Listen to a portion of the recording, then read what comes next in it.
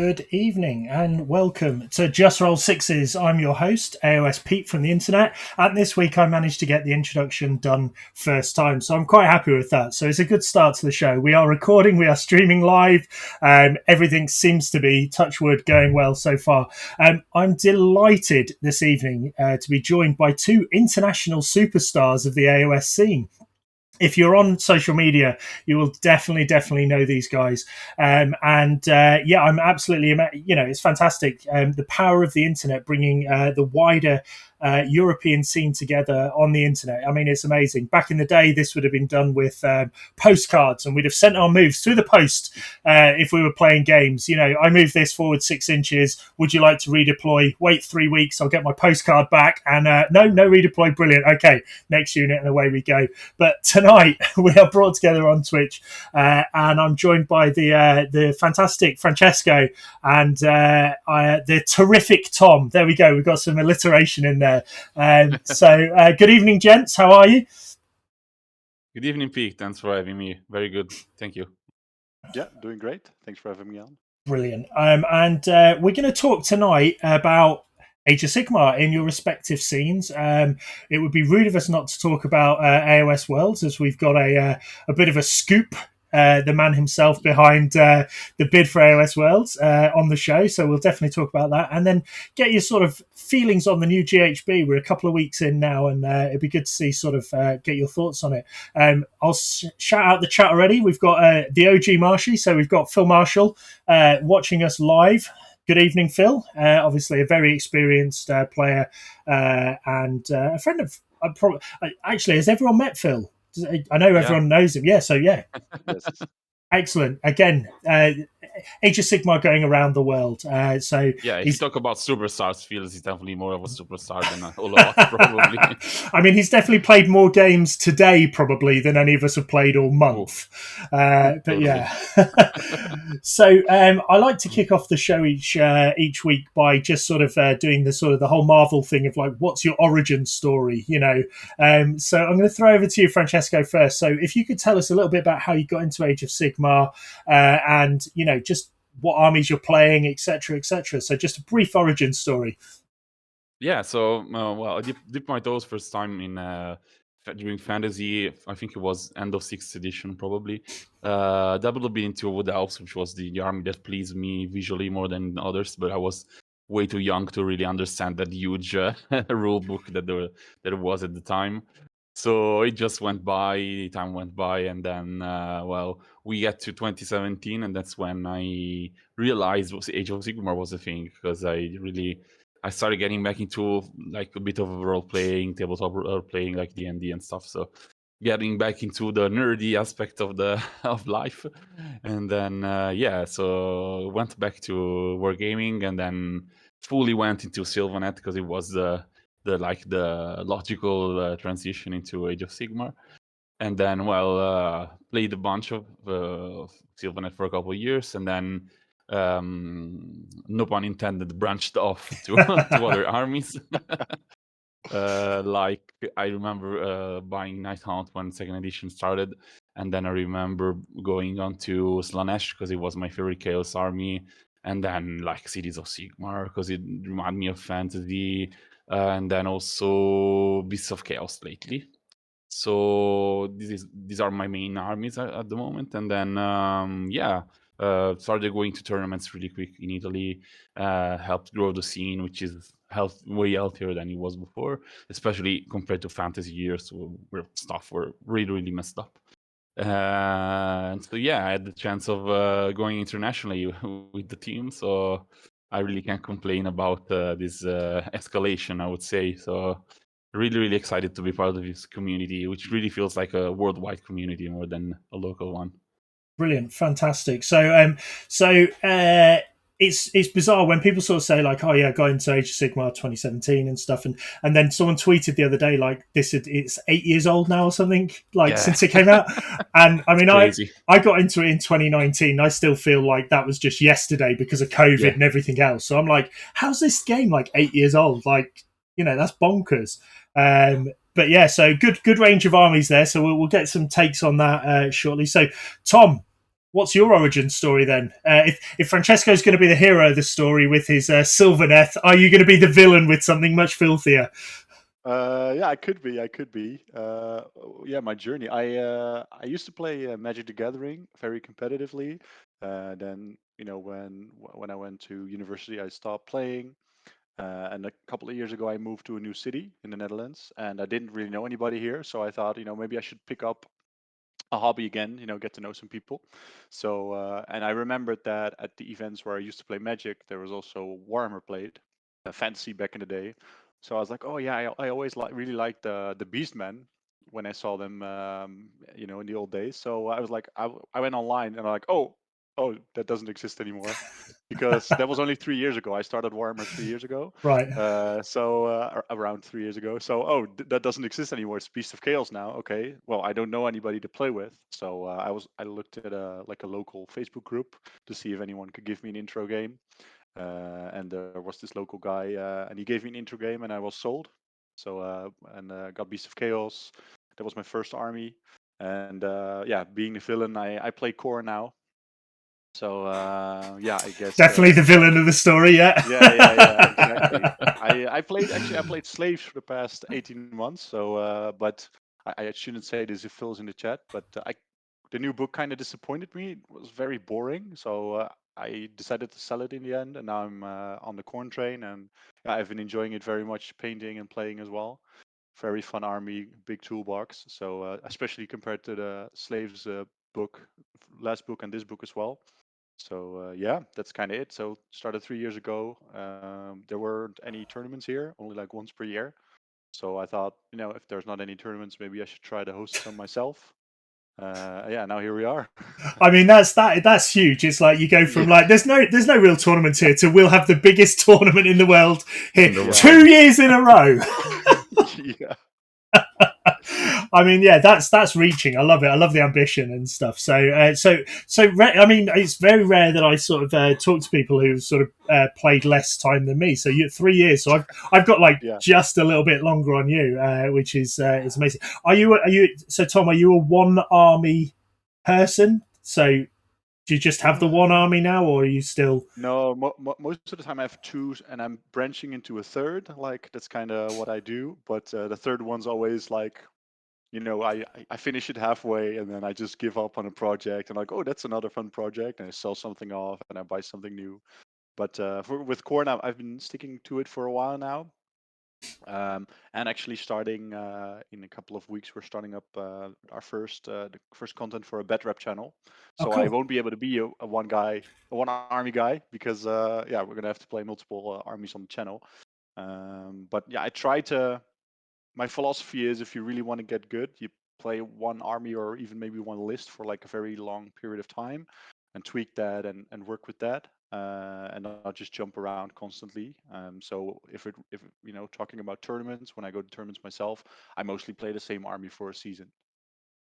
So when you say the same, and it's great, it's a great lead in, because we'll bring Francesco into this in a second, talking about that sort of familiarity and reps and stuff with his day job. So when you say one army, do you mean the same list or the same faction? I try to most of the time.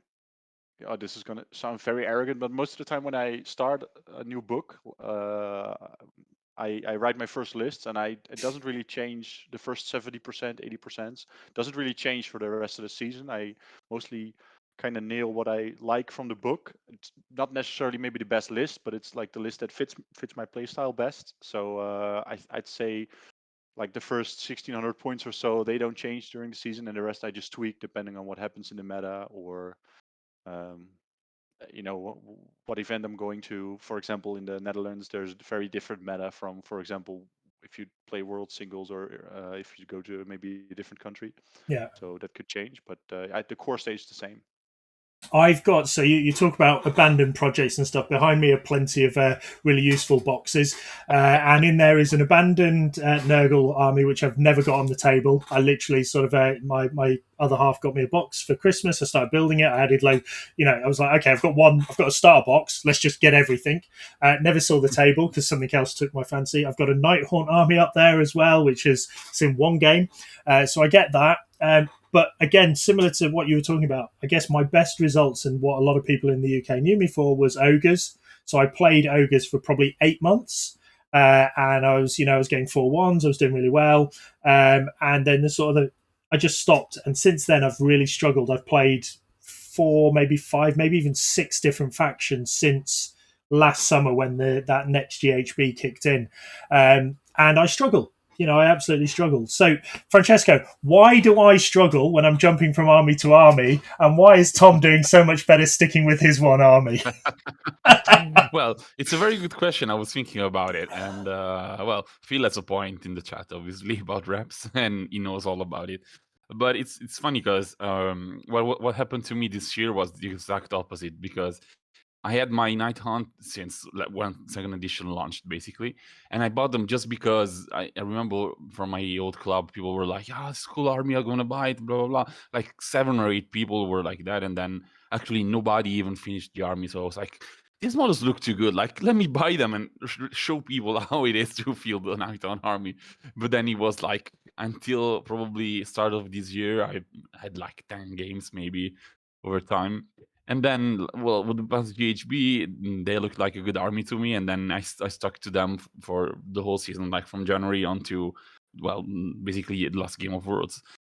And it was really good because it was the only army that I never brought to a tournament of the armies that I owned. So it kind of made full circle. And I think, relating this to your question, I think it's very dependent from the individual person, because maybe, yeah, I think there's some like one army type people probably, and then there's I know people that could just jump onto an army, like you give them an army and then they perform immediately. Like Andre, our captain, is one of these people. Like you just give him anything, he will make it perform anyway. So I think it depends a lot on how our mind works, probably. And yeah, definitely repetition is an important thing, because like we can go even deeper to stuff like mirror neurons, for instance. Like we know from science that like if we see something done, our brain mimics it. So maybe if we see games played, we can learn from them. So is this accountable as repetition? Probably yes, in this situation. But I think definitely since it is a very like mind game, probably if we have a lot of practice, we can definitely get better. So I think practice is definitely key. And then I think it's important to know yourself, because you're the only one that can actually answer your question, probably, because I And don't how know you competitive enough. you are. Yeah, of Because course. a Yeah. lot of people will just hobby on an army for like, and that's their Yeah. army, and then they put like hundreds and hundreds of hours into that army, so they won't be switching around. Mhm. While other people might, they want to perform, they see an army that goes 5-0, they have in their cupboard, sort of like, okay, I'm gonna netlist this and play that at the next event, which is fine, but just it's the different goals in mind, Yeah. I guess. Yeah, I was talking about this to somebody, like I think yesterday, speaking about singles in Amsterdam, actually, Tom. And he was saying, I hope flights will be cheaper for next year, blah, blah, blah. And I was like, well, even if they are not, just think about coming to singles, because it's just a great event. And I think it was like, well, I don't think I'm strong enough to go there. And I was like, well, depends what your what your like goal is. Like you can go to a tournament and say, I'm happy to have a 3-2. I'm happy to even just win one game, or I don't know, get a painting nomination or whatever. So I was trying to explain to this guy that it's like going to a tournament knowing that you cannot win it and hoping to win it, it's kind of crazy, basically. So Oh, just we had set those as your well. We had people there that went like 5-0 at their local scene constantly, and yeah. they came to Worlds and were like, oh, 1-4. Something doesn't work here. So yeah, just really like work on setting your goals and just try to find your happy space about it. Yeah, no, Yeah. definitely. I think there's something in there as well as, and I think Darren Watson talks about this sort of decision fatigue, where and knowing if you know what you're doing with that muscle memory that you're talking about, that repetition, that you can basically you don't have to worry about that. So if I know my movement's 12 inches on this model, I can do that also almost automatically. So I know my movement, so I'm already thinking ahead, going, okay, so if I'm moving this, then my opponent might do this, they might redeploy that, this will happen, and there's a using the pun again, but there's branches of decisions that they may have to make or I may have to make. But if I know what my army does, I don't need to start thinking there. So the first point would be, okay, I'm picking up this model. I'm having to look, what's its stats? Okay, so this is the movement or this is the save. And you're thinking there as opposed to the table. So, yeah, I think there's probably something in there as well. I'm not good enough to pick up an army and just play it at all. Like, you know, I play in my local meta, and he'll be there tomorrow. Tom Maudsley is in my local meta, so we've got a gaming day tomorrow. We're doing a full day. It'll be my first game in the new GHB. I've got a little one dayer in 2 weeks. I'm taking a list for the first time to practice tomorrow, big war list, and if I gave my list to Tom Maudsley, he'd literally be like, cool, yeah, bop, bop, bop, bop, bop, and off he goes. And I'm like, okay, cool. You know, and he sees the game so much differently to how I can see it, or most people, I think, and that's what makes him a great player. You know, he's able to pick a book up and go, this is the most broken unit, I'll get 20 of these, and away he goes. Yeah. I think it goes into what we were talking about offline as well, like talent versus skill. Like, are we born with the talent to play Warhammer, or is it a skill that we can like grow and over time? Probably a bit of a both, I guess. But yeah, it's a very interesting topic. It's if I was to do so for my masters, I look at various different parts and stuff, and I had to look at one of the things I had to look at was innovation and creativity, and I set the target for that. I was like, okay, how could Team England increase its diversity? So, you know, I just looked at it, and I'm not saying that they're not a diverse team or anything. It was just I needed to apply it to something, any topic matter. So I was like, okay, cool, I'll apply it to that. Used all these innovation and creativity techniques with some test groups and, you know, pulled it through and stuff. But like you're talking about, I'd love somebody to take on the talent versus you know, innate talent or practice and stuff, and just sort of do some work around that. There's definitely some there. So maybe in the future, if you do some work on that, we can get you back on the show and you can sort of talk us through that. So, and by the way, versus Ronaldo. Yeah. Well, I think the more interesting comparison in some respects is Ronaldo versus Rooney.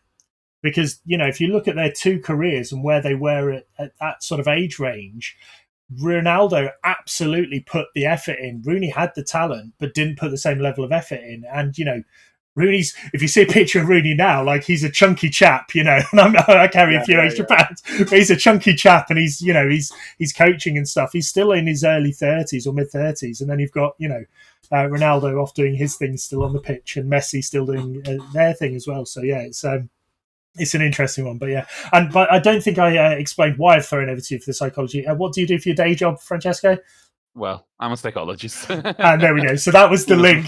Yeah, sorry. That was the link, guys. I wasn't just sort of casually throwing a guest on the spot and going, yeah, by the way, just tell us what's going on behind people's thoughts processes and stuff. So, yeah, brilliant. We've got Phil throwing some definite shots in there with add the Welsh as the how to add diversity to the pool. That wasn't one of the sections I looked at, Phil, at the time. I didn't realise that was going to be a thing, so I just looked at other ways of increasing diversity. And no, my paper that I scored quite early, that won't be available for consumption. That was all done and is highly confidential, and I won't be sharing that.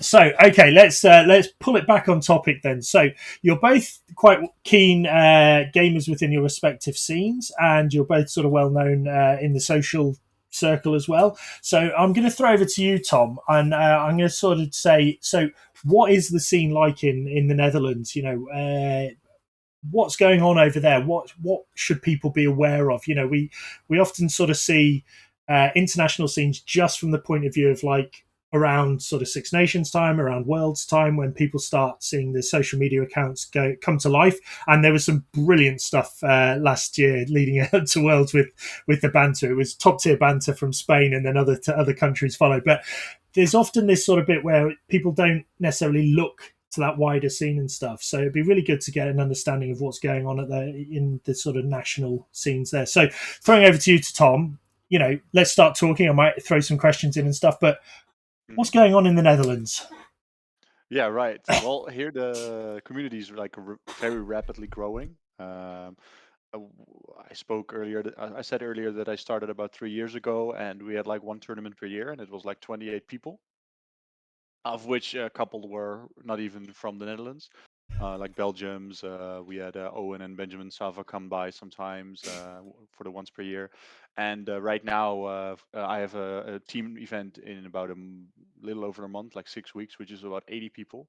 Wow. And obviously, Worlds was 140 people singles. So we've grown rapidly over the past 3 years. And what's funny to me is that during COVID, obviously I started at when COVID just kind of rolled into the worldwide community, so to speak. Events weren't able to actually like take place at all, which is one of the reasons, of course, there weren't a lot of events here. And what I did see was all the people that started during COVID, because there was a big boom. I just don't not in my only not just in my community, I think, but I think all over the world, with Warhammer players Mm. starting up the hobby again because they were sitting at home. Maybe they visited their parents and were like, "Hey, there's an old box of my minis that I just found. Let's pick this up because I'm sitting at home doing nothing anyway."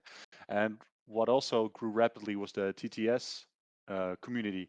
So what I find now is that after COVID kind of dumbed down a little bit and tournaments started going again, suddenly we found out we had like 30, 40 people coming to events instead of like the 20 to 30 people, Right. just because they'd been putting in reps on TTS suddenly, and yeah, a lot of new faces came in, and younger faces as well, like early 20s, etc., which is great because the old community was like all the old fantasy people that you know uh, ha- hung around, even though they killed the game.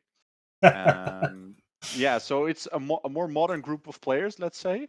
I found out entered the scene here, and we have a long way to go to catch up to some of the communities. Italian community, German community, French community are all much further than ours. But yeah, I can see it's rapidly growing, also due to TTS and just me and my co-TO Jeffrey and some other local TOs just organizing more events, basically, which is great.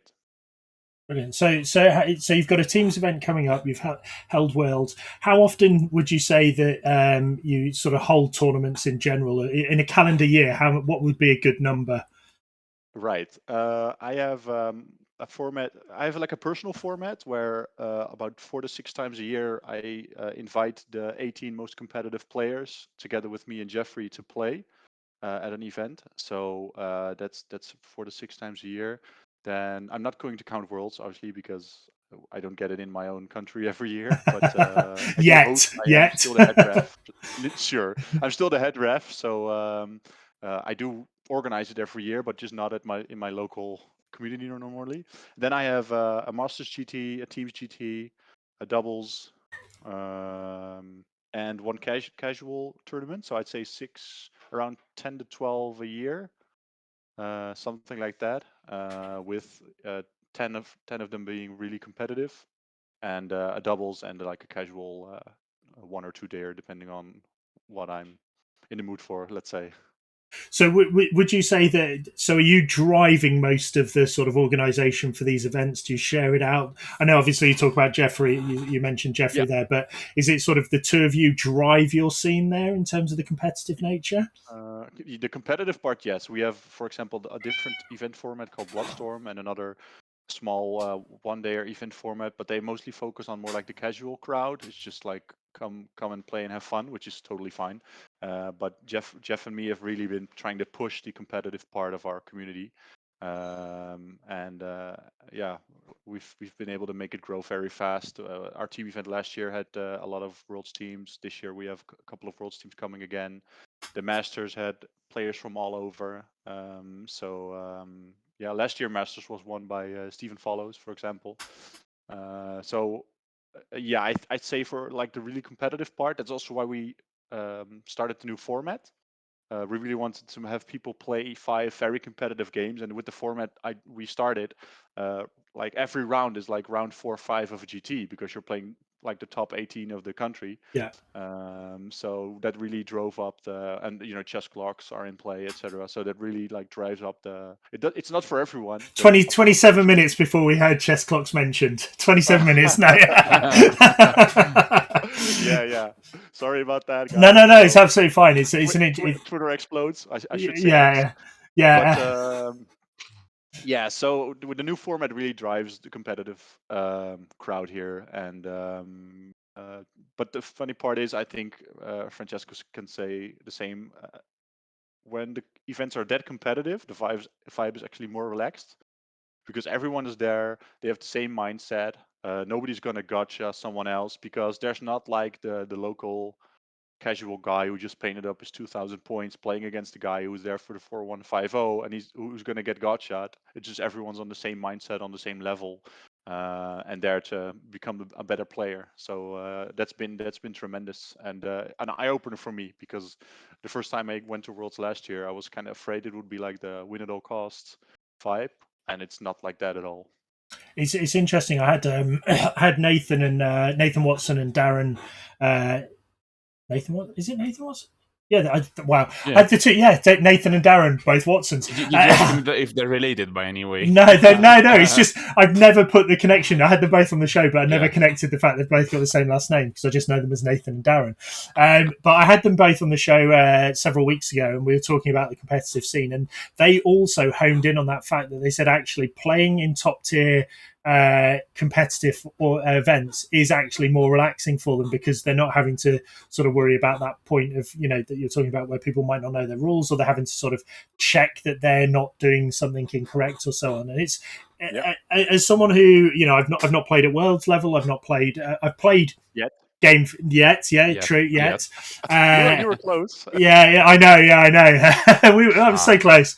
Team UN I was so close there, but circumstances didn't quite match up. And got a couple of interviews next week if all things go well, and I manage to get back on track with the job. I think I'll be over next year in one way or another, whether it's for singles or whether I merc for a team or whatever. But I definitely want to make it over because it sounded so much fun. But I've played in game fives and stuff, and it's it can be a bit more zen like, because if you know the army and you're not having to worry about sort of that bit, I think you are more in a zone and stuff, and it flows a bit quicker, I think. So I definitely agree with that. So with your 18-man sort of really competitive tournament, is that designed to produce better players for the Netherlands team? Is it just to just get people playing to a higher standard? Is it something that and I used the words community demanded? They were like, we want more competitive stuff.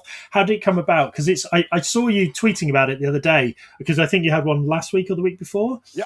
And I was like, oh, that's such a great concept. It's like it's like a training camp, like an intensive training camp, but more frequently. And I thought it was a brilliant idea. And if Team England are talking, or listening into the show, perhaps having a training camp situation like that might help, build up and stuff. They're doing their thing, So what brought that about? How did that come about? It was three things, actually. Being a TO and hosting this many events means I don't get to play as often myself. And when I do play, I'm very competitive. So I also run a local Warhammer club here, and we play every other Friday night. Like I set it up at one of the venues I host events at. And the problem is, I would go there, and I'd bring my tournament army because I want to get reps in, and that's not fun for some of the other guys there. So I needed to find a way. And Jeffrey had kind of the same thing, even though he's the Dutch captain, but. We kind of wanted to find a way where we could play high level games more often, and having an event for just 18 to 20 people means we can both just play NTO at the same time. And because we have, let's say, the 18 best players in the country, we won't get that many rules questions. Yeah. And then also everyone will be prepped for competitive games, going to maybe different communities or playing at Worlds or playing at a different GT. So it's to prepare everyone for competitive play, or prepare everyone. It's an invitational. So I asked like 18 people that I thought were like up there here in the community, and then if people were like, no, I don't feel anything, I don't have any love for the format, or I'm not able to come, I would just ask someone else that I know could play. But yeah, it's just getting more competitive games in, both myself and the rest of the community, or the people that want to be competitive, and of course helping Jeff prep all the players for Worlds, because yeah, you need to play at that level and play international quality or level games to be able to do well. Yeah, what I think there's definitely loads in that. I think when I lived in Colchester in Essex and I was playing 2-3 times a week, and I was playing people who were a lot better than me, kicking my ass non-stop when I was playing my Skaven, and then I'd change armies and I was like, oh, I'm a destruction player and I really should learn to stop fighting that.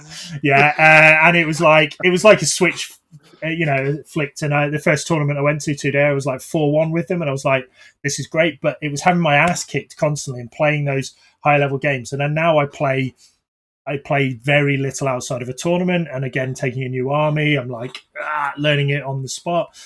So I think that format that you're doing with the 18 players coming together sort of on a frequent basis for an invitational, I think that's brilliant. I think there's definitely something that other communities could learn from that. So maybe, hopefully, we haven't given away the secret sauce for the Team Netherlands to the rest of the world. But it's a small country, so we can do it. Like, for example, for Francesco, I don't know the situation, but your players, like, if you take the 20 best players, they might be, I don't know, 500 kilometers apart. So you also need to be able to do it like logistically. Yeah. I heard, I believe the Danish team, who obviously won Worlds this year, that most of their players came from the same gaming club. And I heard rumours that on the international scene that other people were sort of advocating that perhaps that was a format that should be copied. And I was like, oh, that's an interesting one. I wonder which gaming group. Some teams already do that.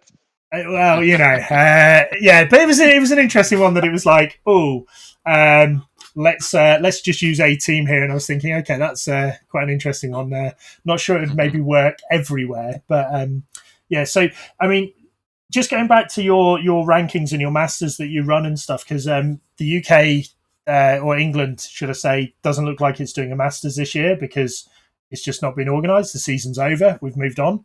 It's not been organised. Yeah, so when you're with your masters, obviously you said that Steve Follows came over and he won it. Or was it? He was living. Okay, that was the bit I was going to ask. I was going to say, is it? How do you get your rankings for it? But he was living there at the time. Well, that's a good point. Our Masters is not like the Australian Masters. We call it the Masters because it's the single best singles GT we do. So we go all out. On competitive level, on on everything. So it's not a Masters in the way that we only have Dutch community players competing. Right. So that might be confusing. We just call it the Masters because it's our top tier, high end GT. Okay, but so that's why. So for example, this year he did flew in, right, to try to defend his title. Stephen and Russell was there as well, Russell Taylor. So he almost won it. Luckily, it stayed in the country, the title. But yeah, so it's kind of different from maybe some other nations too. Yeah, no, that's what I was just sort of trying to get under the skin of. So yeah, okay. I remember seeing Russ was playing for Game 5 for it, wasn't it? Yeah. Yeah, it was streamed as well, wasn't it? Yes, it was. Yeah. So, fun fact: he lost to Tree Lord, not being able to pile in, and now he's playing a Tree Lord in his Daughters of Cain. So that might be. Yeah, I think there's something definitely in there, and I'm going to see about getting Russ on the show because he did just go 5-0 at the weekend with the Tree Lord, like you were saying. It's one of those. It's like the secret tech has beaten me, so I will embrace the secret tech. So, do you feel and Francesco, don't worry, we're coming to talk about Italy shortly, I promise. Tom, with the fact that you obviously are organising and you're sort of head ref for the Worlds, do you feel like you're sort of missing out on the playing experience for Worlds? Because by the sounds of it, super competitive player, you'd be pushing for the Netherlands team and stuff, but instead you're pulling the strings. You are the Oz behind the curtain. Do you feel like you're missing out on the experience there? Yes and no. The funny part about hosting Worlds and being the TO there is I actually experience much more than I would as a player, because as a player, Francesco would probably they were I think as a team you're in a little bit in your bubble, and you're playing your 6 games, and that's your experience. And I'm walking around, I'm chatting with everyone. I see some insane plays go on. I get questions about people from people, and you just know there's a great play behind the question, and someone got like surprised by it. And so I would love to compete. Actually, Jeffrey has tried to convince me more than once to stop TOing and come play for the team. But I don't know, like TOing Worlds is really special. It's just you're in the middle of all of it, and I don't think I'd have the same experience as playing as when I would be playing. So. Cool. Okay, we're definitely going to come back and talk about a few more bits about Worlds, and we've got a question in the chat as well, which we'll come back to with Phil. So, Francesco, so based on the tweet that Team Italy put out today, so you've capped twice and coached once for Team Italy, is that correct? Yeah. So, tell us about the Italian scene then. So, not a country I would have necessarily associated with a big Warhammer Age of Sigmar scene, and that's probably just my typical UK-centric view, if I'm being honest. And only became aware of it again through social media. You know, if I didn't have social media, I wouldn't be aware of yourself and the interactions we've had and the team. So tell me about the Italian scene then. Well, so as I was mentioning before, Italy was one of the biggest Warhammer Fantasy battles playing countries, I think, I don't know if in the world, but definitely in Europe. I know we had a huge scene, and sadly it was kind of a toxic scene because there was lots of, I want to say, cheaters or just bad people playing overall. So and this checks out because I talked to people who were playing the ETC during fantasy, even Darren and all the guys from Team England, and they were like, Italians back then were a hard country to face because they were very like manipulative, and I don't know, you could never really trust them. So it was really sketchy. And this checks out also with me because I know some older guys that played fantasy and that kind of had the same reputation at the start of Age of Sigmar. So we had to honestly really come clean and make a name for ourselves from ground zero. So when I started playing, we barely had some one-day tournament. I am from Rome, so I can talk about Rome first. We had some one-day tournaments. Not many, honestly. I could probably say like, I don't know, 3 or 4 years, something like that. But then after a couple of years, I got to meet some guys from the northern part of Italy, so Milan and all that scene, where there's way more players. If you can picture Italy, the biggest part of players are in the north, and some players in the center, and the south is kind of a barren place for now. So we really want to and hopefully try and build a scene down there.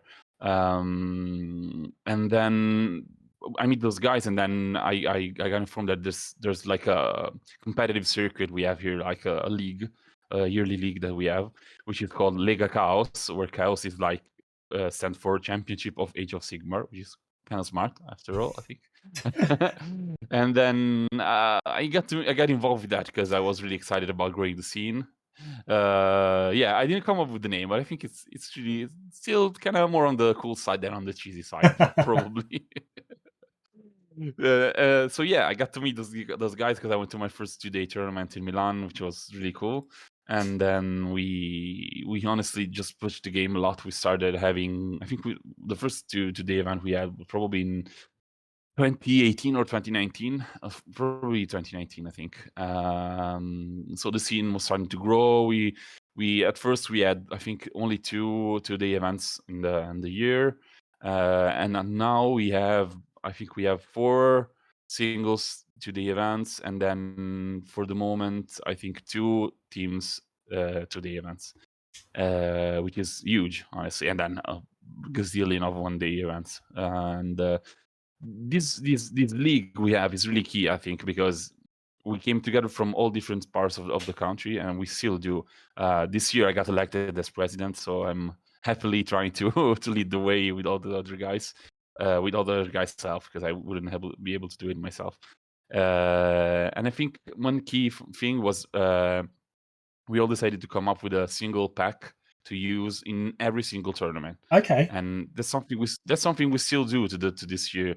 It's right in this moment during the summer we work on the pack for the next season. We start around September, and so and it's really cool because it standardizes results because we all play with the same pack, we all play with the same rules, and we can have a ranking system that really reflects the results that people have. And then we have a Masters event usually in June, which is, I think we honestly really looked over England a lot because it was, when we started, it was really something to look for with the that many events, the excitement going on and all that stuff. So we really looked up to the UK scene. So we used to have, I think, the 32 best players in the year from the ranking, and it was just straight up for five game event though, and then the winner was crowned champion of the season basically. Do you And include so team I think events it in really, the ranking? Sorry. sorry. Do you include the team events as well in the ranking? How do you? So, well, the team events is something that really started up last year. So it's Okay. really a young thing for us. Yeah, a Sure. really new thing for us. I think we want to do that from this year on because it would be a shame, especially because I'm proud to say that we will have another team event that is coming. I think it's mid October, and we have 180 players going, which is Nice. incredible. Wow. Yeah, yeah, yeah, yeah. That's amazing. We had 120 players last year, and then it's four people teams. And this year is, in 2 days, it went up to 180 players. Wow. So that's Cool. really, really cool. Yeah. I don't know why I sound amazed, but it just that number is phenomenal. That is absolutely Yeah. phenomenal. Wow. And Yeah, it's crazy. is that so last year you had 120 players for a 4-person team event. Were they primarily Italian players, or did you have sort of people coming from other regions? Yeah, 100% Italian players. 100%. Wow. Yeah, yeah. I'm shocked. I mean, I'm definitely sort of thinking, okay, that's one I want to come over to then. Yeah, I don't and think I even have 180 players in my country. Yeah, that's why I was saying that the northern part of the country has way more players than the other because it's hosted in the region of Turin, so Piedmont. So, and it's where we had the bid for Worlds. Just to give you a little of insight, the same organization probably. And yeah, a bunch of them, like the vast majority was local people, and then people coming from the northern part of the country. We had my team was coming from the center because we are from Rome, so we had a mixed team, and then we have some. I want to say like 3 or 4 more teams from the center of the country, but the other ones were all from the north. So it's cool because it got people excited. Even just casual players came over just to have fun, just to see what was up with team events, and it was crazy, especially because this team event, the other one we are having also this year, are labeled as trials for the national team as well. They don't work like you can maybe think like winners are included in the national team. It's kind of a selection thing. Like Andrea, the captain, last year wasn't playing. He was walking around, looking at players, looking at lists and all the stuff. So he really took his time to evaluate players. And this year is going to be the same. He will be playing just because he wants to get in the fun as well. But it's just yeah, it shows that there's some people interested in trying to apply for the team. There's also people just interested in having fun in a team tournament because they heard from a bunch of us saying how cool it is to play in teams, and it really got people excited, I think. Yeah, Teams is best format. I was just about to say, like, I'm Agree, really 100%. coming over to that. Yeah, I'm really coming over to that, having done a couple of team events over here. I mean, apologies for the pronunciation, but Dracian says, in the north of Italy, the weather sucks, so we play a lot of AOS. So, yeah, fair enough. I mean, Phil, if you're still in the chat, mate, how about me, you, and 2 others, maybe Freddie and 1 other, and we'll head over to Italy to take part in a Teams event, mate. I'd definitely love to get over there. Great. And I think if I do go over, I will absolutely have to bring my partner, and I think we'll make it a holiday either before or afterwards. Prior the bonus of the country, so you can go around a bit more. Yeah. I mean, prior to COVID, so I've been to Italy twice. I've been to Milan, which was a work trip, and it was basically just saw the inside of bars for 2 days. I didn't get to see any of it. And then my partner and I went to Bologna for like 4 or 5 days, and absolutely loved it. And it ignited a love of Lambrusco wine in me. And so yeah, it was like sitting on the piazza with some Lambrusco and some mortadella. And I know it sounds really cliched, but it was just perfect, you know. No, totally. I was like, yeah. So throw some Age of Sigmar in there as well, and I think I've got a real holiday there. Oh yeah, totally. Well, in that region, you can have great meat. You have the Fassona meat, which is one of the best in Italy. You have a bunch. It's wine country also. They do prosecco in Piedmont as well, and then you have truffles. You have probably whatever you want, honestly. So I think me and you'll chat. I think you sent me details about this earlier, maybe last year or something. Because is it the case that you can almost fly into the airport and then you're pretty much, or a nearby airport, and then there's a hotel? No, I think there was Pescara, which is in the middle of the country, but there's another team event happening there also this year. This the second part of the trials going on there as well. And then we have a one-day event always every year in February there, which is really cool. We had Ryan from Malta come over last year with his girlfriend. And it's really cool because it's the coolest thing we have towards, because it's just everything inside of a 4-star hotel, and you just sleep there, play in the big hall, and it's just really, really cool. Super cool. Brilliant. And Tom, this isn't to take anything away from the fact that Amsterdam has got it for a second year, but I was definitely rooting for Italy for the bid. Good, man. I was like, that'll be brilliant. It's a beautiful region, so like for me, it makes my work easier if I get to host it myself, because I know what terrain I'll be working with, what the venue is like, blah, blah, blah, blah. But, in the end, I wouldn't have minded, going to Italy or Spain or the US, because like, it's all fine for me, man. I'll enjoy myself either way. No, brilliant. So in terms of in terms of your sort of respective meta, so often you'll hear people talk about sort of the meta maybe not being quite as developed, or they'll talk about regional metas. So if you talk about Australia, the sort of stereotype is that it's all destruction players. People like Pete Atkinson just sort of throwing around some bone splitters, and Stuart McGowan and the guys there sort of really, although Stu and Sam are, maybe a bit more, will come out with some really crazy lists and stuff. But you sort of, you think Australia, you think destruction, you think America, and you just think, what the fuck? I look at some of their results and lists, and I'm just like, I don't get it. What the hell? So, but they're a big country, so again, they've got different scenes, and the whole Twitter or an X spat today on who had the best scene and stuff, and Cruel Boys going and so on. But people talk about those different metas and stuff. So when you talk about your respective countries' metas, where do you think, is there a leaning? Is there a defined meta in your country, do you think? What is it? Either one of you jump in. Yeah. Well, I can talk about it because I have a YouTube channel, and then we moved over to Twitch probably in the last last year and a half, actually. And every year I love to do a stats show at the end of the season. So I have stats from the past 2 years, actually.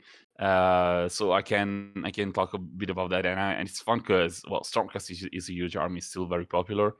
But you have some surprising stuff, I have to say, because, for example, this year the top 3 armies were Stormcast, Nighthaunt, and then Slaves to Darkness, which was definitely different from the rest of the world, I think. Maybe besides Slaves to Darkness. And then historically we have a bunch of Skaven players. We have a lot of Pirate Layer players. We have a lot of Daughters of Cain players as well. I think we're big on Order, and I would say Chaos more than others. But we have also a lot of dedicated Iron Jaws players and Ogre players as well. And but I think overall we tend to be sitting a little behind the international meta that's going on, because I think it's harder for some people to keep up. We are not the biggest social country, I would say. Like for example, having Twitter here is not the usual thing. Like, right. I always say to people, if you want to be involved with the game, get a Twitter account, because there's lots of interesting stuff going on, lots of drama as well. But that's another thing. Yeah. And another reason to get the account, though. yeah, probably. just don't join in the stuff. So. Yeah. But yeah, as I was speaking to Darren Watson a couple of times, it's like, yeah, I know you guys do your stuff, you do your weird stuff, and it shows. I think also when we go to World School, we always have like a couple of lists where people like what the hell is going on. Like I will always remember our Gargant list from the Prague Worlds, where everybody was mocking us because like, Italy is back on the Gargant's meta, they suck, blah blah whatever, and then everybody was caught unprepared with the 4-up come to life artifact on the on the Gargant, because people didn't know it was, you can't keep rolling until he comes back to life. Basically, it's just not a once per game thing. So it was like, what the hell? Actually, our Gargant player was, I think he was the 8th best single performer from Worlds. So it goes to show that doing your own thing sometimes pays off. So that's we are a bit of snowflake sometimes, but it's a resource sometimes. It can be a weakness if you don't really follow too much of the international meta, but it also pushes people to try and experiment a bit.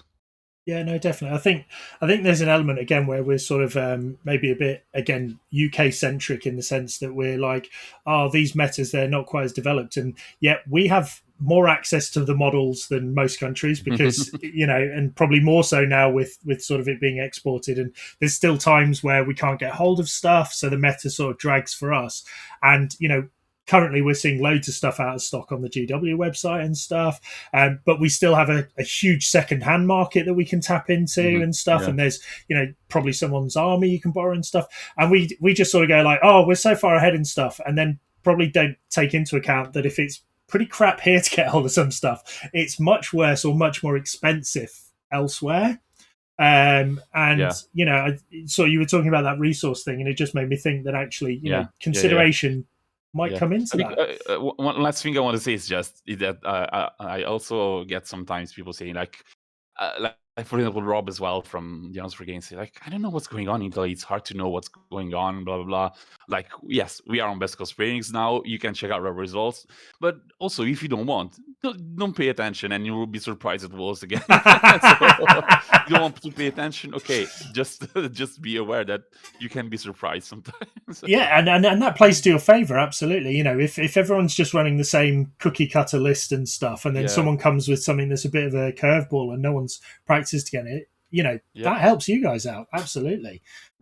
So yeah, okay. So do you think, like, with regards to sort of, you said ogres and iron jaws and stuff, do you think is that scene where players have maybe transitioned from Warhammer Fantasy Battle to sort of Age of Sigmar, and they kept those armies, or is it just because people love those armies?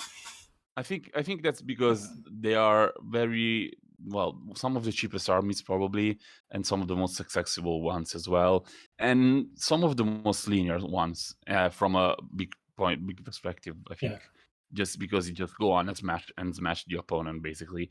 How dare you? How dare you? Us destruction players, we have at least 4 tactics that we can think about. We can run things, we can retreat, we can charge, and we can smash. That's 4 things we can do. We can also tag scenery now to get above tactic. Hey, that's why I'm taking Big War. Literally, it's like none of the rest of my armies, I think, at the minute can compete, kind of. So I was like, okay, and then the guys were like, take Big War, and I was like, the battle tactics, so I can have 2 units within 3 inches of the center of the board. Tick. I can have a unit next to a piece of terrain. Tick. So that's done. So exactly.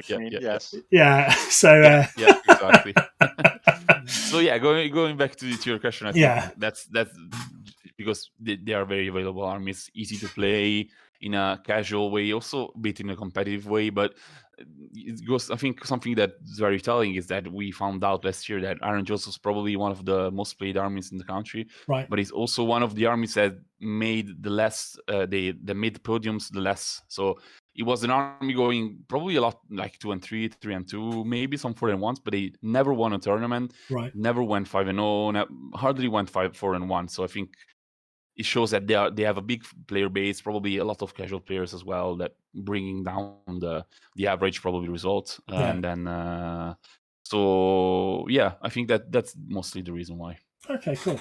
And Tom, you're running events with the top 18 players. What was the sort of meta you saw the other week? What are people in the Netherlands playing? Yeah. So last week it was the week after the GHB and the Battle Scroll dropped. So we had a lot of Corn, Zinch, KO. Sylvaneth was doing well, and I think one of the big losers were Lumineth. Nobody brought Lumineth in the end, which we would see more in the previous GHB, Yeah. obviously. The funny thing about what Francesco just said about the Iron Jaws, for example, what I always find funny is that people will look at top 3 results and they're like, I don't have to prep for Iron Jaws because they're not doing very well.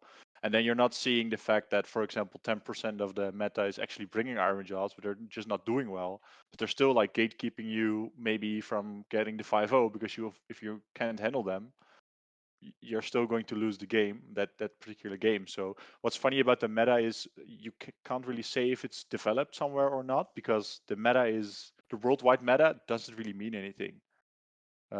Because I'm not playing in the worldwide meta. Yeah, maybe once a year if you're playing in Worlds, and even then you will see that the first 4 to maybe 5 armies are choices are the same across many of the teams, and then the other 3 are either very off meta or they're inspired by a guy doing very well locally with that particular list, so he gains the trust of his teammates, or it's just a counter pick to the meta that wouldn't do well in singles but could do well in teams. So meta is just a really weird word in general, because I think the meta game should only reflect your local meta, because that's the thing you're trying to beat in the end. But yeah, traditionally here we used to have a lot of ogres. I don't see them a lot anymore, but Zinch, Korn, and KO I see a lot here.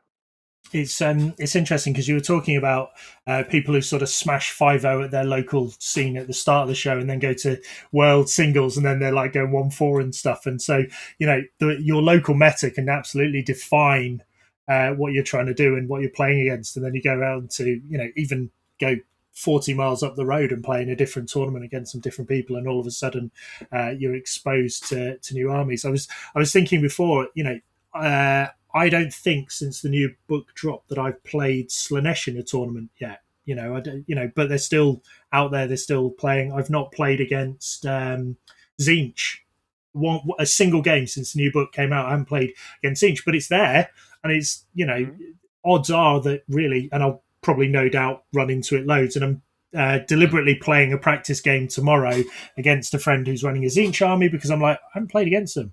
I know roughly what the book does. I know that it's going to be horrible. I know that at least one of my models is going to end up being I was going to say it's better off for you that you haven't played that. Yeah, I know. I guarantee at least one of my models is going to be a spawn by the end of turn 2, if not turn 1.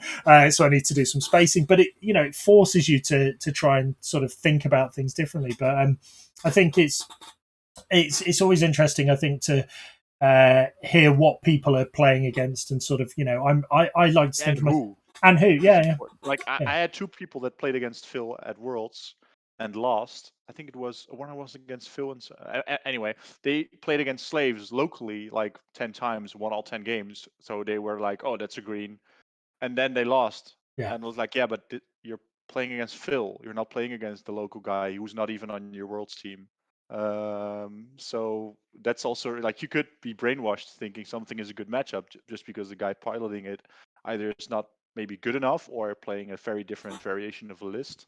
Yeah, or playing it wrong, or it's not refined and stuff. I mean, I've knows your army better, and Phil might know the other army much better than your local guy does, so he knows how to counter it. Yeah, absolutely. I've played Phil once at Bloodshed in the Shires. It was my game 1, I think, and I was like, "Oh, great, here we go." I was happy. I think I got the moral victory because I think I got all of my battle tactics, or I got 4 out of the 5. So I was like, "Hey, that's a moral victory." He stomped me on bloody VP, obviously, but I was like, moral victory. I got some battle tactics. The guy after me didn't get battle tactics, so I was like, definitely a moral victory. I was like, sweet, yeah. And to answer both of the questions why ogres are not seen as much at the minute, it's because Noblars are 120 fucking points.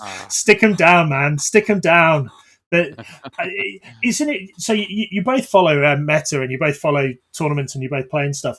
Bit of an off-topic one, but have you noticed, or how do you feel about the fact that so a book will come out? So we'll take the ogre one because it's close to my heart. But the ogre book came out within about 5 minutes. It was nerfed. So they put up the iron blasters, they put up the noblars, and the list changed and stuff. And then it goes on a little bit further, and then they nerf it again with the fucking Frostlord on Stonehorn at 460 points is just stupid. But the book came out. And yes, it was a little bit overpowered for then, but then like 2 books came out straight afterwards. I think it was like Slaves and Gits, and suddenly their power level, Slaves, if it had been as written, as opposed to what they sort of changed it to with the rally, but Gits definitely way higher. So they're sort of going up, Ogres are going down, then the next books come out and then they're going up and stuff.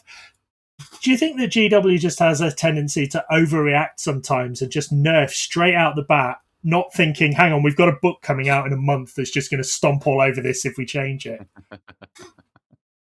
I'm not sure. Like the problem is they can never do it right. Because if they are careful, everyone's like, oh, and if they are, if they have swing the bat hammer too much, everyone's still going to complain. So I think in some occasions they were too mild. For example, the first time they nerfed Helon, it didn't do anything. And maybe the Iron Blaster and Noblar was too much. On the other hand, I wouldn't want to live in a world where there's a GHB battle plan where if you run or move or whatever, you get D3 mortals, and then there's also a unit of Noblars on the field. So I think the problem is more in the type of abilities they write. They are writing in some of the books, for example, Noblars or Squigherd or whatever. It's just maybe too powerful and maybe very hard to balance points wise, because you're going to hit people that weren't abusing that unit maybe, and they were just like, oh, I want to paint some squigs, I'm going to paint squigs, and now they're like, oh crap, I put a lot of time in this army and now I'm 200 points over suddenly. Well, if you're 200 points over, you were spamming them too, you probably deserve it. But, thunderous, yeah. Yeah, I think it's very hard to balance, and they can never do it right. And yeah, it's just very hard. I think it's very hard, and especially because they have to look at the world meta. Coming back to that point, they look at the world's data, like all over the world, and so locally people might be like, oh well, I didn't have that much trouble with Noblars, why did they nerf it? And some other meta would be maybe be like, Jesus Christ, only 20 points. Yeah, I don't know, could be. So yeah, it's hard. I do know they look at the win rate of a particular war scroll. So they will look at let's say, keeping ogres as an example, how many times does an ogre list include this model, and what's the win rate with or without this model, or war scroll, I should say. And if that's way too high, they will do something about it, also to try to internally balance the book a little bit more. With ogres, it's hard because the Godbuster side is so much more underwhelming. Maybe Horfrost can change it a little bit, but so much more underwhelming compared to like the big boys that it's kind of hard to do. But they can do a lot of balancing much better. But I also think it's much harder than people make it out to be sometimes on Twitter when they complain. I'm like, yeah, it's just too hard. Like I also see some takes on Twitter sometimes. I'm like, ugh, those are some bad takes, right? So you usually from people that don't play the game very much or don't attend tournaments. It's just sort of and Phil's in the chat saying blame Tom Guan for the Noblars thing. But it was like it was Iron Blasters, it was just like it seemed like such an overreaction to like one event that was like just everyone going like, and it was almost meme worthy because it was like, oh fuck me, Noblars are so broken and all the rest of it. And you're like, because I got the book, and for me, the skill in a book should be that I write like 50 lists. So I wrote so many different lists, and I was like, oh, this would be a great combo. Oh, this will work. I'll try this out and stuff. Then they nerf it, and it goes, okay, this takes away, like, I literally picked up every list I'd written and sort of just threw them in the bin. And as each bit's happened, my passion for that book has just got worse and worse. And even with the dropping of the points for Iron Guts and the other fat lads, now I sort of wrote a list, and I looked at it and I just went, yeah, but it's not going to compete. Like, all right, I can run a load of fat lads and stuff, but it's not going to compete. All right, I can squeeze in 2 screens now, which will be, whatever, but it's just not going to compete. And it's my other example, and again, I'm taking it probably from a personal point of view, but it's like the Skaven book in AOS 2.0. So Skaven and Fett came out. Skaven were like super up there, and then they nerfed the range on Warp Lightning Vortex, and they nerfed the Storm Fiends. It was like you can only take 6, so they nerfed the book down, and then everything else just carried on, and Skaven just sort of really struggled. And you're looking at it going, if Skaven book as is written now was playing in the meta, actually it compete. And I saw it with, and sorry, maybe I'm getting on my soapbox too much, but I saw it with towards the end of 40k 9th edition. They actually put out one of the erratas for the battle scrolls, whatever they call it, data slate. And they said for one of the books, just it's as is. We're just going to roll back all of the changes and just run that book for the next 3-4 months as it was written, because actually that's the only way we think it can work and stuff. And I think sometimes I know they definitely look at the stats and stuff, and I've been keeping some win rates of some top tier armies far too low because I've gone in and I've done really badly. My fault for some armies squeaking through, but there just seems to be this bit where maybe they're looking too much at the stats and not the actual sort of circumstances that surround it, maybe. It's just from that international bit, you're looking at a big wide picture and you're going, okay, I'm going to try and balance something that's going to work for America, for the Netherlands, for Italy, for all this. And absolutely. It's absolutely. So and if they under nerf let's say of the meta, 5% is playing ogres. If they under nerf ogres, 95% of people are going to be pissed. Yeah. If they over nerf ogres, it's only 5% of people are going to be pissed. Mm-hmm. And it's usually destruction that gets fucked. I mean, I was reading have you? Kids are still great. Yeah. Although my list again, because it's gone up by like 160 points, I'm like, oh, for fuck's sake, So it's just like take all the good stuff. I don't know. I don't have squeak herd. I never painted up my squeak herd because I was just like, this is so broken. Like it's just not going to be fun. And so I just didn't paint them up and stuff. And I actually ran trogs to start with. And again, let's not get into trogs going up points and stuff. But the bit is, have you read? It's very well at my by the way at the format I'm doing. Yeah, they're doing very well. Actually. Interesting. Have you read the War Scroll for Ripidactyls, for example, for Seraphon? So I read it the other day. I think people I think people are sleeping on this, but it's a decent War Scroll, decent points. But the bit in it that I laughed was ogres get like one good rule. So like with Mournfang, it's like it's -1 to wound for missile attacks, and if it goes in for Unleash Hell, it has to be a natural 6 to do the damage. Oh, right, that one. Yes. It's on bloody Ripidactyls. I'm like, orders steal all the good rules from Destruction and then get it topped up with all the rest of the rules. But anyway, you can't compare the Seraphon. They get everything. They do get everything. Yeah. So anyway, we've sort of talked about the bits. I guess the last question on sort of your on your respective scenes is, so bearing in mind where you are now, what would you like them to look like in the future? So where would you like to see your scene develop over the sort of next couple of years? So I'll throw that to you, Francesco, first. Where would you like to see the Italian scene develop? Mm-hmm, mm-hmm. Well, I think I would love for us to be more open to international guests, for instance. So all of us work on our English for starters, and then I think this needs to go by the work of just getting to open up through social media, through just making friends at Worlds or just going abroad to other events.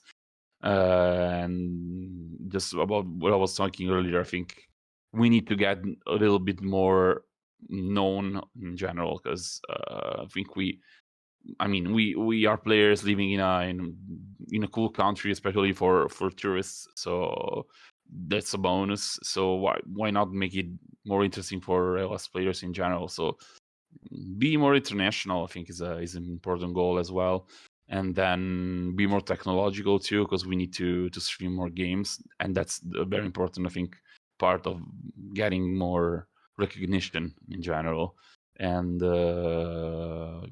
so I think that's the goal, because I'm very happy about numbers. But and then locally, I would love to see the South get a saying in general in the community, because we honestly there's a community in Naples that started going on from 1 or 2 years ago, which is really cool. But beyond Naples, there's nothing I see. I don't even know of a local club playing in any other part of the south. So, and it's sad because there's really historical differences that are very well known inside the country from a living perspective, social perspective, and then so there's some differences that go beyond our control, probably, but that's not enough to justify the absence of nerds in the southern part of the country.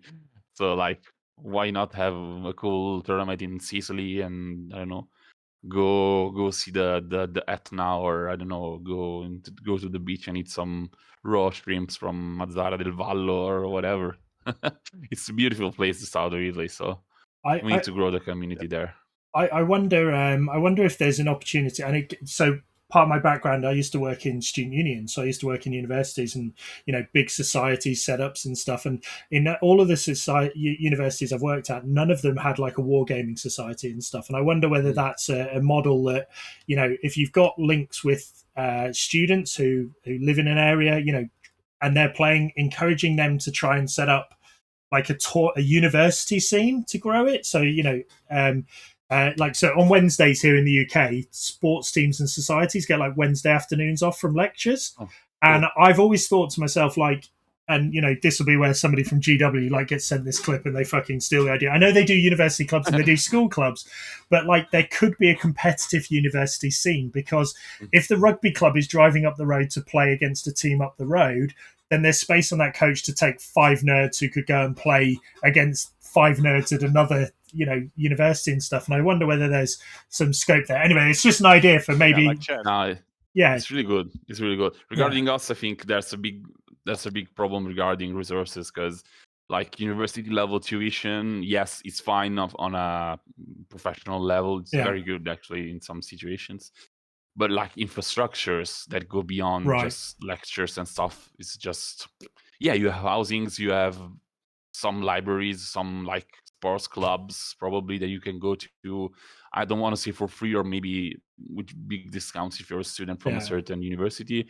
But I think there's barely like any sports championships or anything. So it really sucks, because as you were saying, it's a big social opportunity to just meet up with your university friends and do something else that is not just talk about whatever you are studying. So, but it needs resources from somewhere that we are definitely not getting from the government. So no, fair enough. I'm going to steal the idea of Baradea 54 in the chat. New tourism, wargaming tourism. So as of next week, I might set up a travel company that will take people on a coach or somewhere and arrange wargaming at different countries. But just as a thought and something about there, and I'll make this offer to both of you. If you ever decide to bring some players over to the UK and I'm at the tournament and you need to borrow an army, I'll bring an extra army, because I know that travel is one of the big issues with like people worrying about armies getting broken and so on. Like, and it's another thing to think about. It's like extra cost for travel and stuff. It's already expensive. So either of you, if you're thinking of coming to a UK tournament, I'm going and I've got an army, or I can get access to one, I will lend you one, and you can sort of come over. And again, maybe that's something where we could build those Same internet. for me, by the way. Thank you. Yeah. I did it at Worlds. You did, yeah. I saw you do it. Yeah. I lent out my Archeon and some other stuff because I didn't want people flying with their Archeon. Yeah. And I can say I will be going to London GT in September, for example, which is my first non-Italian beside Worlds event. Me and Andrea are going, your captain. And I'll definitely let you know if I need anything. Going where? Sorry, which one? London GT. Oh, London GT. That I'm not going down to London GT. That's a whole other thing about that organizer and their events. I won't go into it on stream. Okay. And I'm really ignorant about this topic, so I can't really say anything. There's a whole thing on it and stuff. Phil's going to be there though. Phil Marshall's going to be there at the London GT, so definitely reach out. But what I will say is, it's definitely a thing where building those international links and stuff, like if someone's like, oh, I'd love to go to this event, but trying to get an army over there and stuff, it could be something that people would I mean, I don't mind letting my armies out. They're painted like shit. So Yeah. if someone drops a model, I'm like, yeah, cool. Don't even bother sticking the tail back on. It's fine, whatever. But yeah, and so okay, brilliant. So that's where you want the Italian scene to be, which is fantastic, and I think that's a really good, solid aim. Tom, where do you want to see the Netherlands scene go? Where do you want to see growth, or maybe you don't? Maybe you're happy where it is. Well, obviously, I would like to see growth because I think if I would grab all like the individual like tournament players we had for the last 2 to 3 years, I think we'd have around. I think we have a scene of about like 100 or 120 competitive players. So it would be very good to see that grow. What we like to do is reflect and look at our community, and looking at the Danes, for example. They don't have a big community either, but they've been performing very well, and that's because they're like us. They're very stubborn. So they will draw out their own plan, and I think that would be a great way. That would be great to see us go that direction. But first, we need to just be better players as a community. We have like 2, 3 players. For example, Jeffrey, who can really, he can go to an event and he will go 4-1, and he might go 5-0, and that, and he can outplay people, and he's very good. But there's also a big group of people that are decent players, but they need to step up. So that's my like short-term goal, and that's why I started a new format with together with Jeffrey.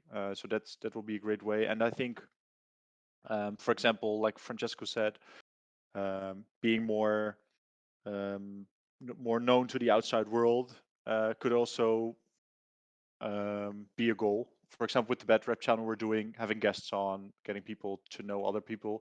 For example, the Canadian team, nobody would have known anyone from the team if there wasn't the Season of War channel Yeah. that had a couple of the guys on, right? So Yeah. that's a great way to. The only problem is, for example, I think the Italian and the Spanish and the French scene, all 3 of them are huge, but all your big content creators only talk in their native language.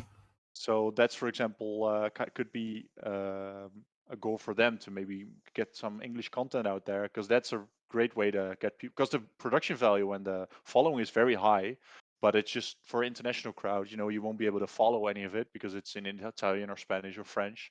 So I think that could also be a great way for them to get known, get a bigger following from international crowd, for example. And for us, it's just we want to be better players, and I like the stubbornness. So like we have a couple of guys who always draw their own plan. We had a guy with the last rendition of my tournament who was using the Khorne with the Siege regiment, putting guys into combat with spawns and then shooting them down with skull cannons, stuff like that. I don't ever want to not be in the Dutch meta, because that's great. That's I love to see stuff like that. And yeah, like you said, if people want to come over and they're afraid of transporting models or armies, the Dutch community would be very happy to oblige. I'm flying to Canada in September to go to a GT from the Dayton organized. So I have the same logistical issue myself right now, looking at how I can get my models over there, especially with Khorne, with Bloodthirsters and Scarbrand and Bellacourier, stuff like that. Yeah. It's not easy to transport. So yeah, I know about the issues there. Luckily, for example, our venue is next to the airport, so that helps people a lot, and it's also very accessible by train.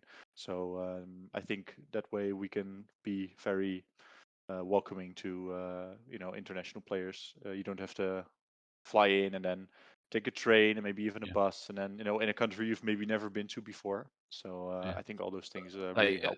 Just to reinforce on what you were saying, I think if there was not honestly like a walkway, you could probably walk to the airport from the venue. Right. Yeah, it's literally next to the airport, but yeah, like a 20-minute there's a walk highway probably. between. Yeah. Yeah, exactly. Oh, fantastic. I mean that's absolutely brilliant. I mean, it's the passion you both have for your scenes is really comes through and stuff. And it's Tom, it's interesting you say content creators should make it more in English. Maybe we should just learn to speak other languages. No, I know what you mean though. It is one of those things where it's like you say, the production values are absolutely spot on, but you'll be doing a search and then you're like, I just can't follow it. and it's that's an issue I had to face when I started my YouTube channel, because I started making content. I think it was at the start of 2020 or something like that, or 2019, and I was like, there is literally no content creator that talks about Age of Sigmar in Italy. So am I supposed to do it in Italian because there's nobody doing it, or am I trying to go for the bigger audience where there's a bunch of people that do it 100% more efficiently, more quality, and everything else more than me? So the logical choice was just go for Italian, because there's no reference for people in Italy, and it was I think the right choice, because we became, I think, the point of reference now about just talking just competitive Age of Sigmar in general. We have some friends that started a battle rap channel. That is something we don't do, and they do amazing battle channels. But as someone was saying, it's just Italian content, so it's hard for other people to just jump in. And then I think maybe by now, since we have reached a good audience, we can start to think about try and maybe give a go to an international sort of content, maybe more. So why not? It's a cool challenge for the future. Yeah, no, definitely. I think it's like you say, it's like originally you probably start off making it for a particular audience, and then if you do want to grow, it's those logistics you sort of think about. I mean, do you think there's an element of and I mean you're both able to converse quite freely in English, so possibly not a problem for yourselves. But do you think there is a challenge and a nervousness of some people that they don't want to sort of play in some international tournaments because maybe their language skills maybe aren't quite as comprehensive, and the game is quite technical. So this isn't like you're saying, excuse me, where's the nearest library, or whatever crap they teach us in languages, La Bibliothèque over there, sort of thing.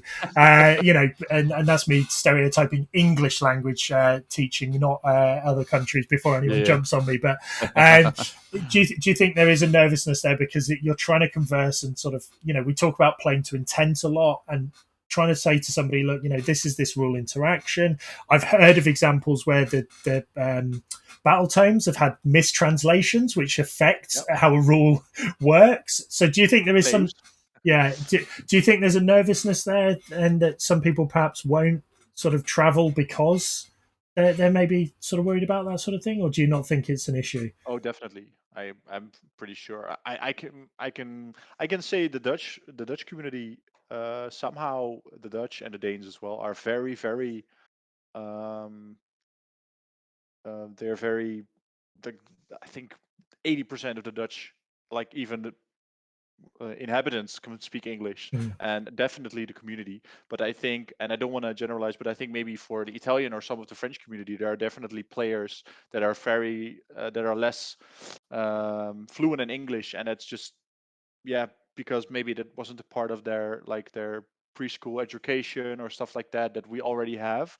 So I can definitely see that being a barrier for some people to go abroad and then play in a German tournament and then maybe only speaking Italian or French or Spanish, or and then running into language issues. Definitely, that could be a part.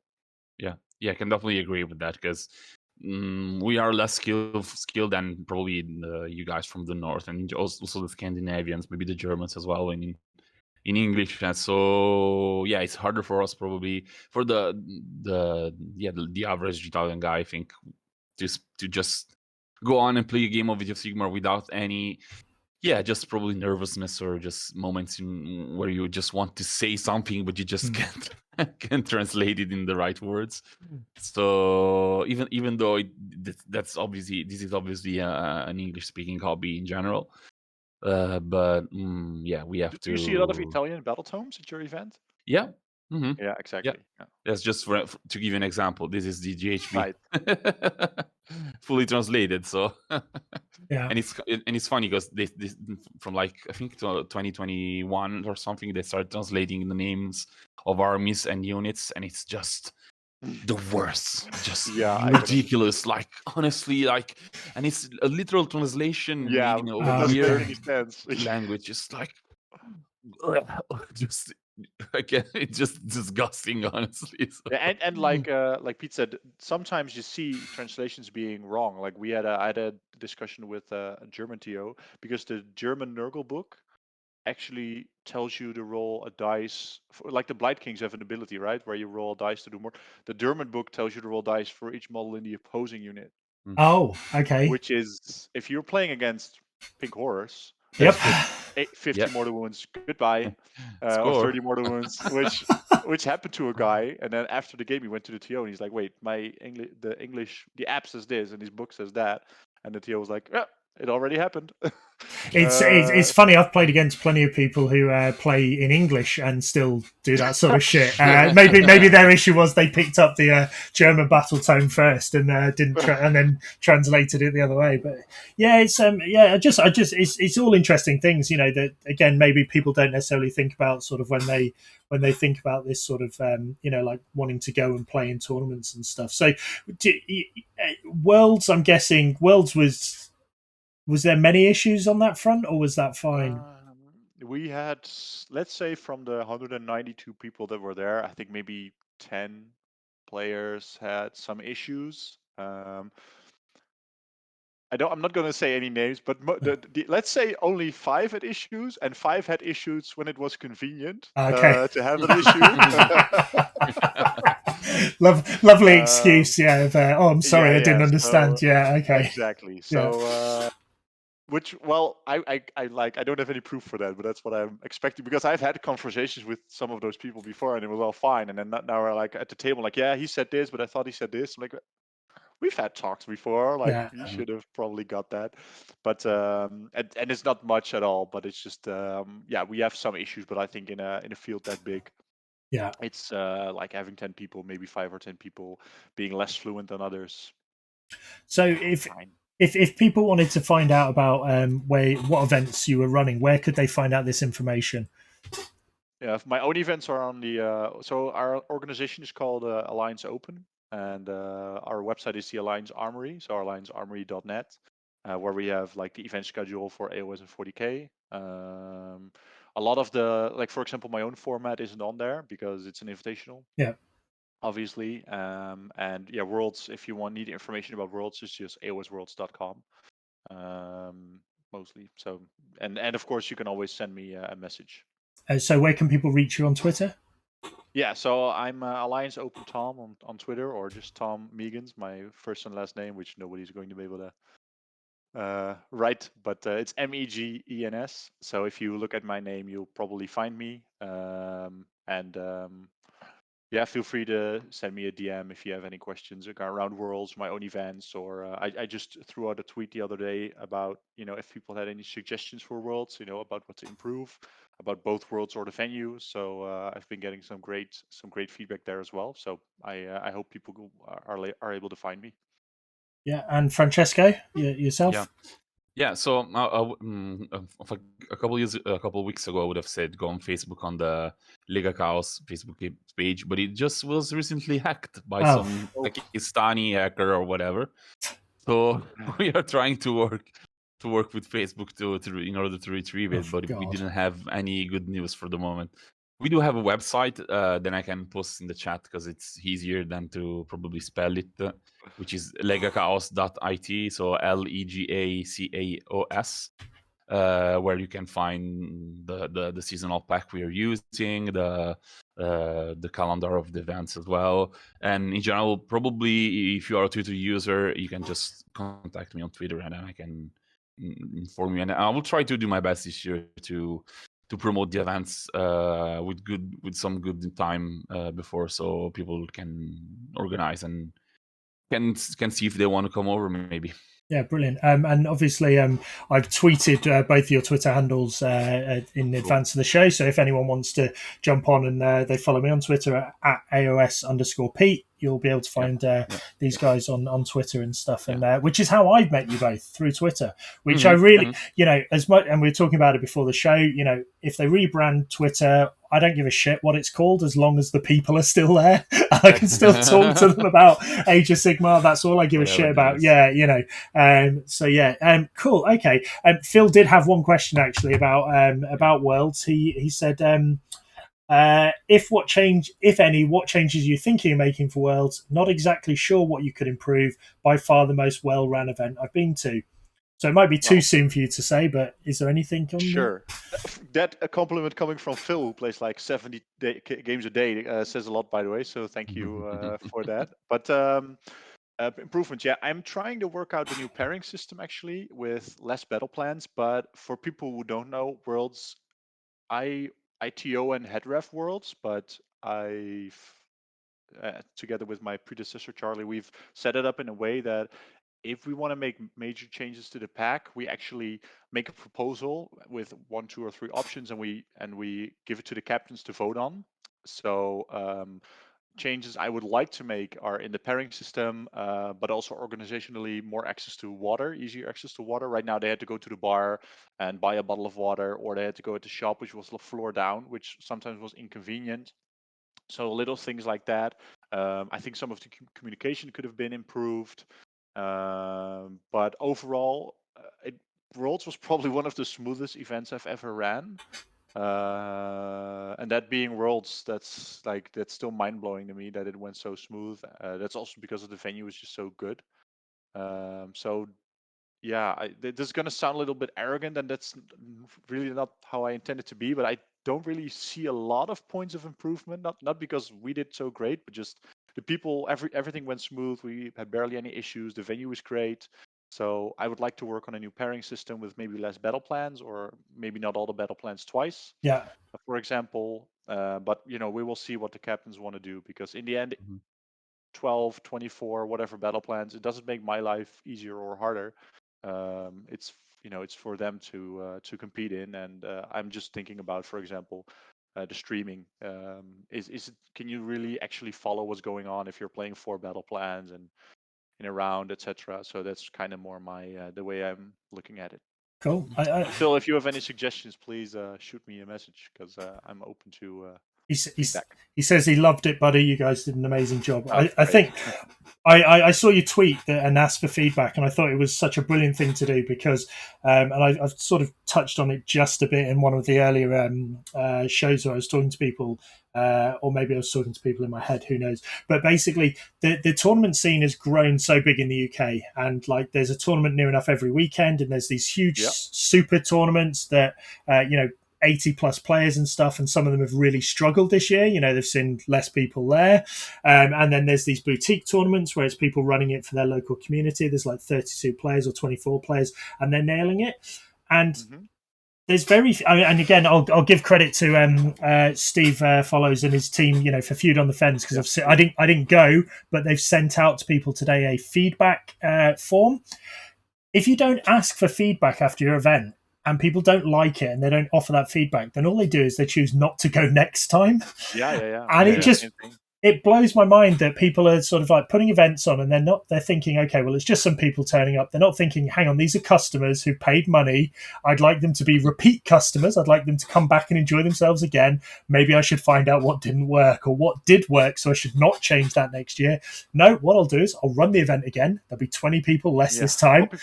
And then next time there'll be 20 people less than that. And then I'll just go, maybe the scene's dying. Something else. The scene, the Age of Sigmar scene is just dying. Whatever. Yeah, I mean, in some instances they may just hate the TO, but that's another whole other thing. But that's something I really agree, Uncle. I had one experience as a TO for a today event in 2021, I think it was, here in Rome. We had around 60 players, so it was quite a good event. And we did what you were saying. We sent I think a Google questionnaire to have feedback, and one of the feedbacks we had, it was the ticket price was too low for what you guys offered, which was crazy. How are you supposed to find out about this if you don't get the feedback from the players? So absolutely, I had this discussion with TOs that had a ticket price with lunch, and I was like, why are you asking that price? And they're like, oh, well, then I break even. I'm like, yeah, but why wouldn't you ask for a couple euros more? Because at the end, okay, you will have 200 extra euros in your pocket, but at the end of the year, look at how much time you're putting in. It's okay if you make a little money. So don't sell yourself short. There's definitely so we ran, before I left Essex, we ran a couple of small scale tournaments and stuff. I would say, based on some of the conversations I've had with TOs who run bigger events, we made more money to put back into the club and into the prize support and so on with our little small 32 player events than people did getting 80 100 people players there, because they're not looking at what goes into it, they're not looking at the ticket pricing and so on. People will pay good money for an event if it's a good premium event, I think. But all they'll do is they'll say, I just won't go to the crap one. So maybe I go to 3 events previously. Sure. That ticket price has gone up, but I love it. So now I'll just go to 2 and one of them will drop off. And, Worlds, for example, I can be completely transparent. It doesn't make any money. We make some money through the shop that we set up, and we sell objective markers and stuff like that. And at the end of Worlds, we divided that among the refs and the staff, all the proceedings. So we all had like a little extra pocket money, and that's it. But Worlds itself for us is just completely, unless we sell maybe like 4 or 6 extra teams than we calculated for. But then probably it would still go back into the awards, because Worlds for us is more like a community project than. And I think all the bigger events are like that. And the smaller events is just, it's less work and less is maybe expected. Yeah. So you can maybe make a little bit more comparatively in the smaller events, even though it's probably not your goal. But you also shouldn't shun making actual, putting some money in your pocket, because you're putting in a lot of time as well. Yeah. No. Yeah. Absolutely. I've got a controversial question for you, Tom. And feel free to say I'm not answering that one or whatever. And are you? Will you be acknowledging the second England team that's been set up this year? Will you be acknowledging their existence, or are you just leaving other people to deal with this one? You mean with Alex as captain? Alex as captain, sure. Mr. Jones. Yes. I'll just see. Well, to be fair, right now we have a captain in the captain's Discord. So if there's some other captain who's trying to, trying to say that he's the real captain, he should reach out to the council, and I'll let them fight it out. But as of now, it's not really an issue. So okay, I'll pass that on to him. I'll drop him a message and just say, mate, you just I need don't even know how it works in England. They have like a voting commission, but I don't know how the captain is voted for actually. If it's the players from last year, I'm going to give Alex a very bad chance. Well, it's an interesting one, shall we say, because there is a charter that exists. However, perhaps there's some who claim that the charter maybe wasn't followed this year, and so that devalues the legitimacy of the team, which I think is what Alex... The charter was only for selection, not for captain. Yes, but then if you look at the AOS Worlds Charter as well, and you look at there's some requirements that could maybe circumvent the national team charter, which says, if you pay your fee, you will be acknowledged as captain. If there's a second person who... I studied governance for like fucking 4 months, so I was looking at all this stuff. But it says that if there's a secondary captain who claims that they are the captain, then the strongest team will be the one that's acknowledged as the legitimate team. So if Alex was maybe to go out and get higher ranked players who would agree to commit, or more capped players to agree to his thing, then we might have some trouble on our hands. The only problem is, for example, let's say Luke brings the same team as they had this year, minus one person and then plus Luke. Yeah. He could just say, look, they've been to 2 or 3 worlds. Yeah. What do the other guys have? However, so it's very hard to prove compare acolytes. Unless Alex was maybe to perhaps, I don't know, Phil's in the chat, so let's use Phil as an example. Alex gets Phil. He gets another player that's played a couple of times in Worlds. He reached out to some of the guys that have played and got other England caps. Then maybe you're doing a cap counting contest and working out who's got the higher aggregate thing. Well, I think legitimately, let's say I'm the Dutch captain and I bring 7 of my best friends every year. And there's another guy who's like, look, I have literally the 8 best players in the country, and this guy is only bringing his buddies. He could legitimately go to the council, because that's what it's for, and say, look, there's some abuse going on here, abuse of power. So I would like you guys to look into it. And then, talks would start and we would look into it. But in the end, it's going to be very hard to prove, especially if they are kind of equal. I don't think Luke would have a much worse team than Alex potentially could have, if we're using this example. So it would be harder to prove. But if there's people that think their captain is abusing their power, and bringing his buddies so that he gets reelected every year and then brings his buddies, and that's a serious issue that the council would look into. I know that obviously when I was briefly the Team UN captain, there was criteria that around Team UN selection and stuff, and it was made very clear to me that if it was a case of me just picking a load of players from making a second Team UK, that the captaincy could be stripped by the council and so on, and it was made very clear to me at the start. So so I know that was actually my thing I threw to the council. I was like, look, I don't know you very well. I only know you from online. And I'm not saying that you were going to do it, but I just said, look, the competitive players he knows are probably all from the UK. So we might need to have a talk that he's going to, actually go out and find people, because I wouldn't blame you for picking UK people because those are the people you know, but we want to avoid like the controversy it would maybe create, right? So yeah, and I mean, we did quite a transparent process. We did applications, and we made it clear that we weren't going to pick sort of those. And again, I think that's where being quite as gobby, shall we say, on Twitter, I know quite a few people from across the world, so I was able to actually pick up a team that was representative and stuff, which was great. You had a Dutch guy, Tony in there as well. We did. We had people from around the globe, which was great, and it would have been fantastic to actually get them all playing and stuff. I would have absolutely loved it. I'm giving you a serious chance this year, because we had, I believe, 3 new teams join the Discord, right, okay. which is an uneven number. Okay. Cool. So it could very well be. Kind of depends on what. Can we know Russia's what teams? What are they? I think Portugal is trying. Oh, sure, cool. Yeah, we had. I hope maybe Malta could come back. Oh, good. And what's the third one? Israel, I oh believe. wow, cool. Nice. Yeah, so that could be 3 potential teams, and then of course Russia. We have no idea what's going to happen there. I know none of the players actually live in Russia anymore, the competitive team players. So, and since we're being controversial, I'm not going to ban anyone from coming to any of my events unless, for example, they were wearing, I don't know, Nazi symbols or shit. Oh, first swear. It's all right. No, yeah, it's fine. Wow, it came in very late. Yeah, it's fine. I've been swearing. It's stuff fine. like that. But like, I don't want to ban anyone from playing with their dolls at a hotel somewhere. So that would be up to the rest of the world, the captains, etc., to form an opinion about that. But that could be a team that could maybe compete next year as well. I have no idea how it's going to go, because a year is a long time. Yeah, and I mean, again, something that actually, again, as you talk about a democratic and open process with Worlds and stuff, and that was something that we fed back as Team UN. We gave our opinion on the Russia situation because we had players who had quite strong feelings about it and stuff, as did I, and we fed it back. And I think that's where perhaps some people who maybe look from the outside at the AOS World Council and stuff don't understand the we are very governance. transparent to the captains, etc. Yeah. And of course, we are the ones that will then make the announcement and be the bad guys. Yeah. But in the end, it's just me turning to the side and saying, "Look, guys, do you guys want this or not? No, yes, no, okay." And then I will communicate that to the rest of the world. And it's not my opinion at all. I don't even get a vote.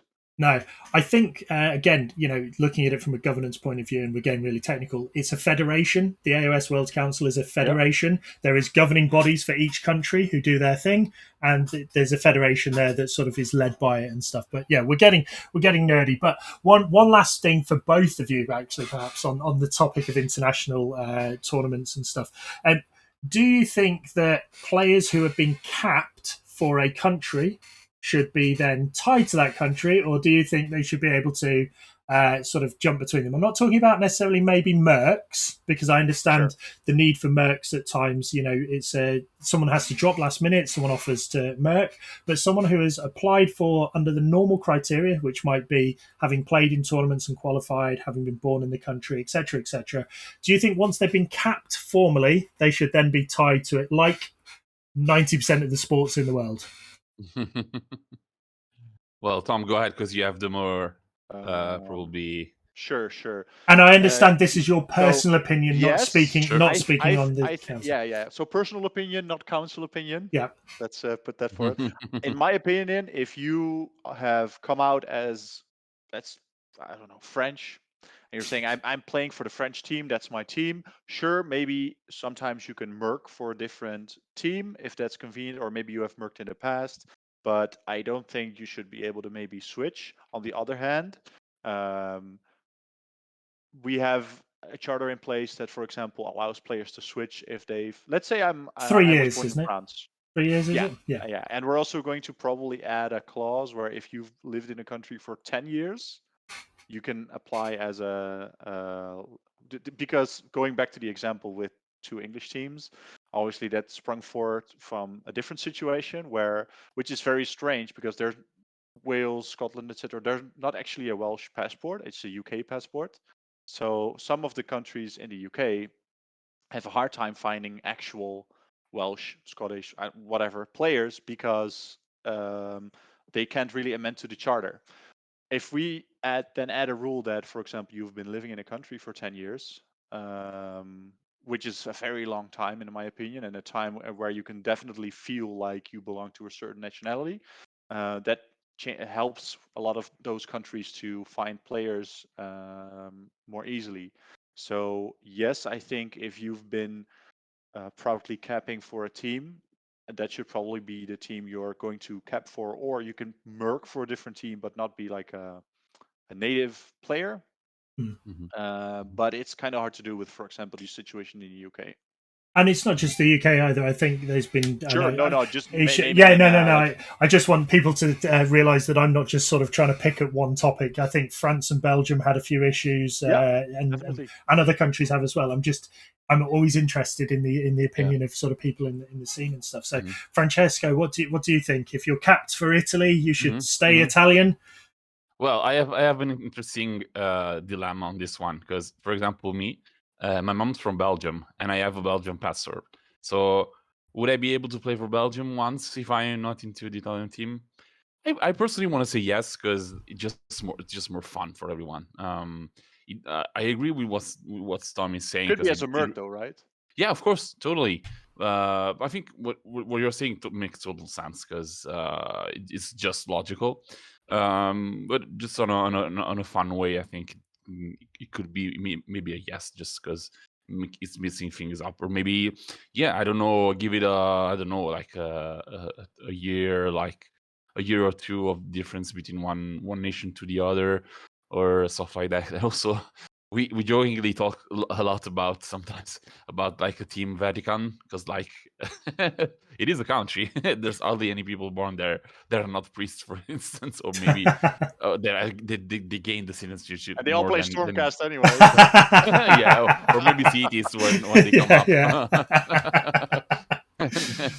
Because it's just funny because we're saying, I don't know, so you don't want me in the team? Well, I will start my Vatican City team because why not?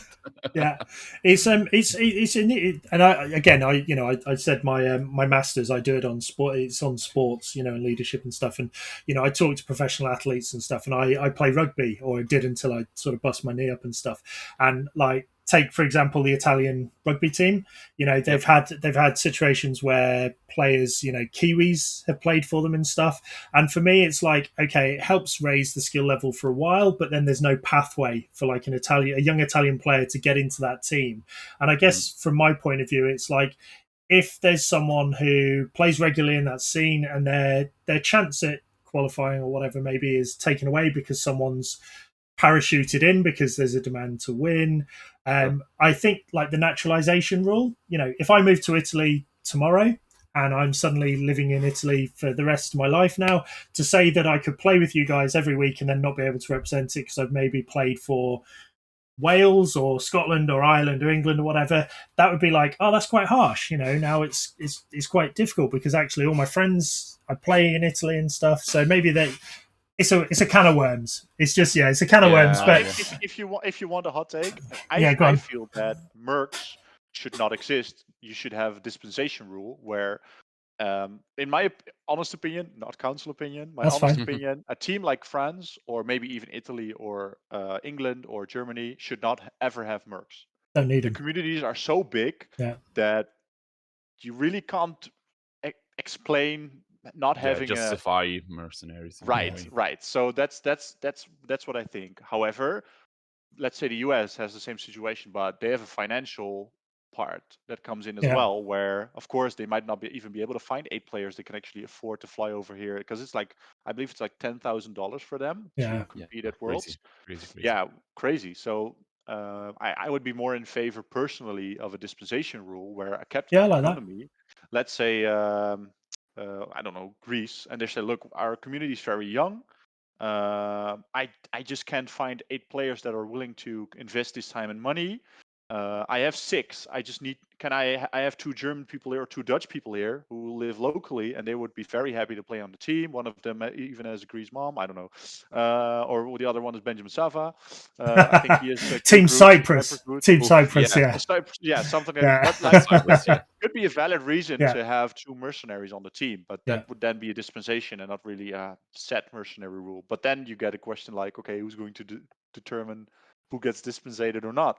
Yeah. But it's someone somewhere has to, make that decision and has to sort of. course. Phil's thrown in the chat, which I quite like a draft pick. So a list of available mercs, teams that need them, who finished at the bottom get first pick or something. That's pretty cool. But I agree with you. There's that financial element. I know Australia at times We're is, gonna do a draft.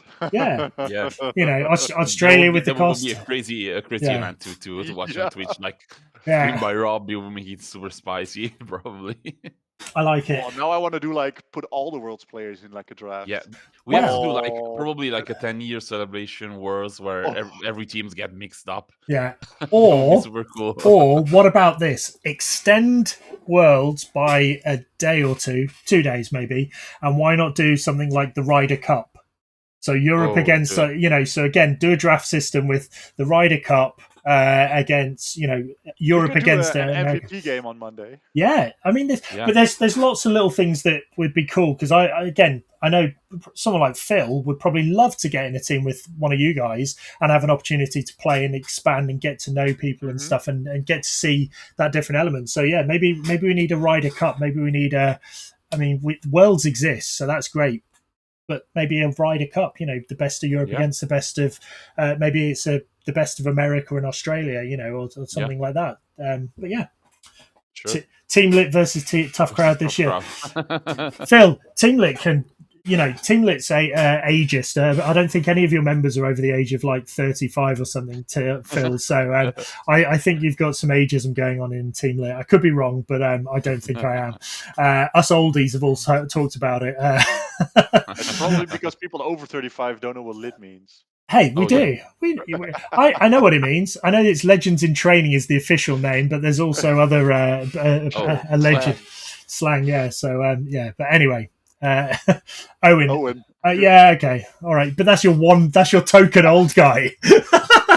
That's your token old guy. About inclusion. That's inclusion. Yeah. Exactly. Yeah. Tokenism. Yeah. It's But no. Okay. Any other questions in the chat? I mean, we did. While we're waiting for some questions to come in, just in super quick terms, what are your thoughts on the new GHB? Loving it or hating it, or what are you finding? You want to go ahead, Tom? Go ahead. Okay. I went first on the controversial stuff, okay. So I'll let you take this one. All right. So my take would be, it's fun to play. The new Magic dice are fun to play. #Primal, because I love that. And then most of the battle plans are cool. There might be some tweaks needed on some spells, because we all know that 46 mortal wounds is kind of crazy, especially with some of the crazy wizard that can leverage some weird tricks. Not talking about Zinch, obviously. So, but besides that, I think it's a cool environment to play in, and it gives access more probably than all the others we had in third edition to this twists on the game, because being Magic is probably as strong as being strongly anti-Magic as an army. Which is very different than the previous Galician veterans meta, where you either add minimum Galician veterans and just score the 2 battle tactic, and then or just not good, zero veterans because everybody had bounty hunters. So it's more of a balanced GHB, I think, in perspective. Brilliant. Tom, thoughts? Yeah, same. I like the GHB a lot. The only thing I have is that for some armies, it now got skewed negatively, like very badly. I think Big War got some help with the new battle tactics, but if you look at, for example, Skaven or some of the other armies that actually can do some funny tricks with this GHB, but they just won't be able to score 28 points in the No. game, that or Gargants, that will just, yeah, it's just very skewed in for some of the armies out there. For example, everyone when the GHB came out, they were like, "Oh, Korn's gonna be great," and yes, Korn is very good, but also Korn struggles with these battle tactics, and they don't have a good grand strat to pick from. Mm. Yeah. So some of those things I would have liked to see more achievable battle tactics. And I do and don't like the fact that the previous battle tactics all um, really fortified what you were already doing. Yeah. So turn one running with 3 units, a couple They play with GHBs the flow of goes, the or game, or Yeah. yes, you were already playing the game and then yeah, going a little bit out of your way to get the battle tactics here and there, and then but now these battle tactics, they're like grab a board edge. I'm like, yeah, but all the objectives are in the center. Yeah, I know, but I want you to grab a board edge, Yeah. right? So it makes you go out of your way, which I like. But then it for the armies that are already struggling, that makes it very hard. And for example, let's your love Nighthaunt, Francesco, losing yeah. the Gallifet battalion, Oof, that hurts a lot. that hurts. So yeah, I think some armies just need a lot of help, and crew boys, they just need a complete rewrite. It's fun. Cruel 'Cause Boys is they can't ridiculous. fix Like, this because they can make no. gut rippers 100 points and then it's broken. Yeah. Because people were gonna take like 80 gut rippers and then Yeah. it is gonna be broken. But yeah, they can't fix that with No, points. it's, But that needs a whole rewrite. I mean, the rumors are that, and again, who knows because they're only rumors, but the rumors are that the next Dawnbringer Crusade book for the Big Pig with the Iron Jaws cover is going to be pretty much a Mark comp. Hunter. Yeah, the Morgue Grunter, yeah. So it's going to have more than just that as a war scroll. Apparently, it's going to have quite a few war scrolls rewritten for Auric war clans and stuff. So, I mean, I'm literally holding on. The minute Big Pig comes out, I think my Iron Jaws will be coming back off the shelf on their own. That Big Pig looks so great. I love big centerpiece models. So I think they're going to be battle line because they are, yeah. Hero version I and a caught on non-hero Twitter. version. I I caught Ben someone. Johnson Yes, painting like I I was called saying, him out. like, He was yeah, like, I can't wait to paint 6 of these. I'm like, oh, so yeah, they're becoming battle yeah. line. Oh, And he was wow. like, oh. Yeah. Okay. So there's going to be a hero version and a non-hero version. So yeah, which is going to be fantastic. So and then Phil saying Feck back in the box so soon, Pete. No, my Feck will be coming out, but I'm waiting for the new book. I'm just getting ahead of it and buying. I just like a lot of people are now like, oh yeah, Beast Players are coming out in a week, and I'm Yeah. painting up Nagash. I'm like, oh, you're too late because they're Yeah. definitely going to get like some type of nerf because this is way too good. I sold my Nagash. I was like, I'm not even bothering with that with the Feck build. It'll be normal Feck, and then I think they'll have new models and stuff. So cool, yeah. Right, they deserve it too. So. Yeah. And do you know what? They're so easy to build and paint as well. That's the key thing. Like building those old models, it's like wow, happy days. Yeah, and painting indeed, because like I'm a slap chopper. I won't deny that. Like I enjoy basing my army, like making the base, etc. But I hate building and I don't enjoy painting, so I slap chop it. And FAC is like the ultimate contrast paint army because they take it so well. Yeah. So, right, gents, that is our time. So we've hit the 2-hour mark. Like I said before we started, it'll start slow, and then before you know it, it'll be like, "Where's the time gone?" So, I want to thank you both so much for coming on and talking about your respective scenes. It's been a real eye opener for me, and I've learned so much. And I hope that everyone there who's listened to the show feels the urge to come and visit your countries and play some Warhammer in Italy and the Netherlands. And I mean, if you're thinking of a big event in the Netherlands, watch Tom Space. There's worlds going on, and by the sounds of it, you've got some absolutely huge team events going on as well, Francesco. So I'm definitely going to be trying to pull a team together to come over and engage in that as well. So thank you both so much for coming on the show. If you've enjoyed the show, guys, don't forget you can like and subscribe. we'll go put it out as a podcast as well. If that's how you like viewing listening to your content, which will be weird because you'll have listened to the podcast and then heard this bit right at the end where I'm saying if you'd like to listen to it, you can. For next time. Yeah, for next time. I am going to have Phil and his brother on the show soon to talk about their team event in the future as well. And that's been this show. So thank you so much, everyone. I hope you've enjoyed it. We'll be back next week. Off the top of my head, I'm really sorry I can't think who I've got for the show next week. But I know the one after that is going to be a Destruction special. I've got two of the guys, Tom Lees and Dan George, and we're going to talk nothing but Destruction for 2 hours. So that's in 2 weeks. So, so watch this space. So thanks very much. It's been Just Roll Sixes.